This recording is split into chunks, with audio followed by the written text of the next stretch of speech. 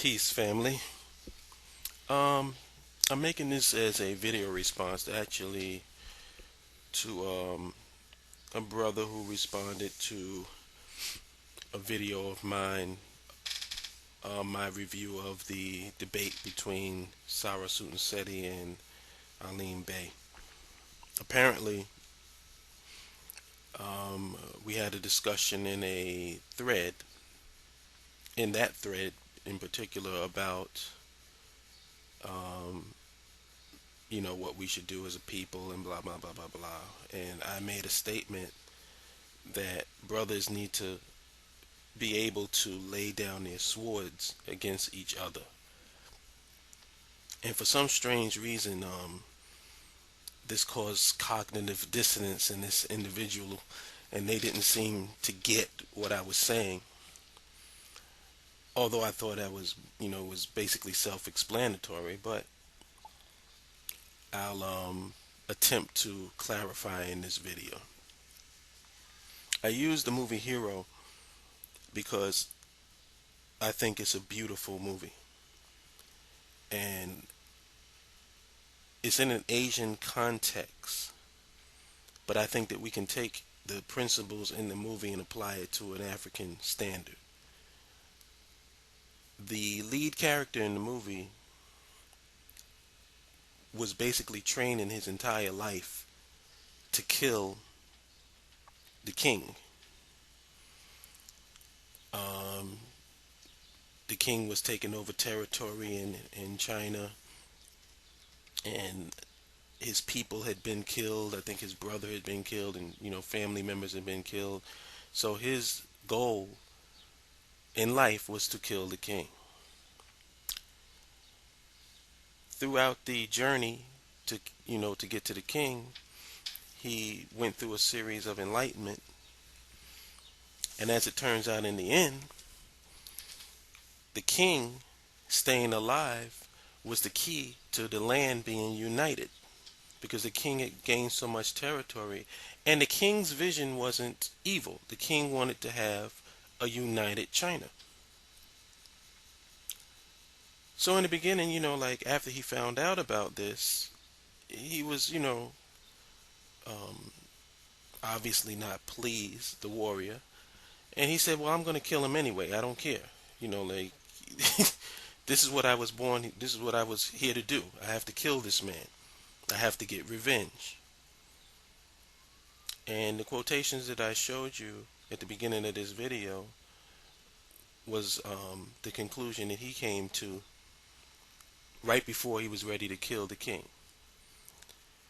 And the reason why he didn't kill the king is because he wanted the land to be unified, for the people to be together, more than he wanted revenge for himself.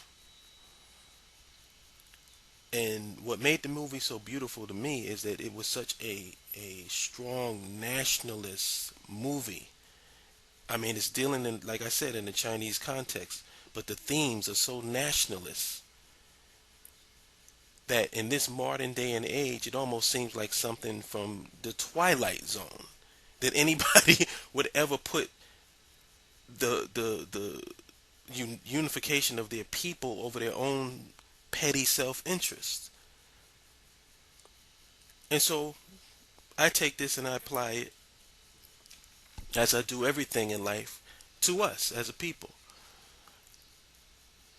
Brothers are caught up in their ideological battles. Brothers are caught up in their differences with each other, and this need to be right.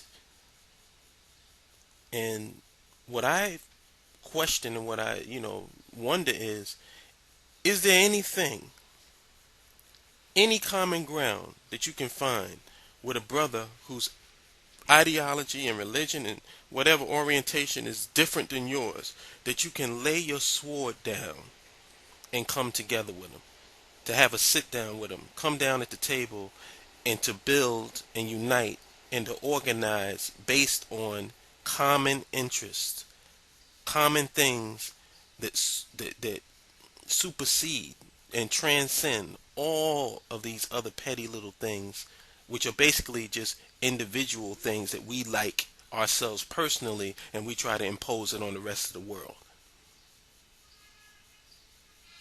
So my question is that, is there anything that a brother from the Hebrew Israelites and a brother from the Nation of Islam can both lay their swords down on?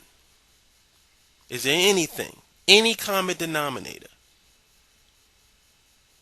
Is there anything that a brother from the Nation of Islam and the Lost Found Nation, Farrakhan and Silas? I don't know who's heading it now, but that's where the breakup was. Is there anything, any issue, any common denominator that they will be willing to lay their sword down for? Morris nationalists versus Pan-Africanists. Is there any common denominator, any common thread amongst all of these groups where we are willing to lay our swords down and work on those common interests and how they affect all of us and how it transcends all that we believe in, all of our heritage, whether we came from Native American ancestry, African ancestry from forced labor off the slave ships, or blacks who just came into this country voluntarily.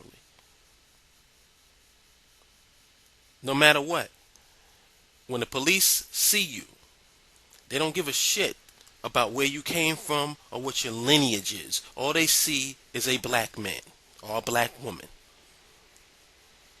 All they see are black people. So if our enemy can unite us off a common principle, what is our common principle that we can use to unite with one another? 20 years, 40 years, 50 years, 60 years. And you mean to tell me that no one can lay down their sword and talk to their brothers? No one's capable of doing that? And you know what? I'm going to be fair. The followers of these groups have done it. The followers of these groups have stepped up to the plate, and they communicate with brothers outside of their faith or their religion or their beliefs. And they talk and they communicate with them. But you know who hasn't? The heads, the leaders, the shepherds, the representatives, the pimps. Because that's what they fucking are. In 40, 50 years, you can't reach a common denominator when we have news story after news story, death after death, abuse after abuse. And none of y'all niggas at the top can lay your sword down, get together with your brothers from other faiths, and build an infrastructure in our community. None of you. I mean, you have that many deal breakers? Unless I call myself a Moor, we can't talk. Unless I believe in Master Farad Muhammad, we can't talk. Unless I believe that civilization started in the Nile Valley at the foot of the Nile, we can't talk. Nothing that will make you lay your sword down for your brother and for the benefit of the black nation. Nothing. If that's the case, then no one should be listening to any of you. And that's my word. That's all I got to say on this. Peace.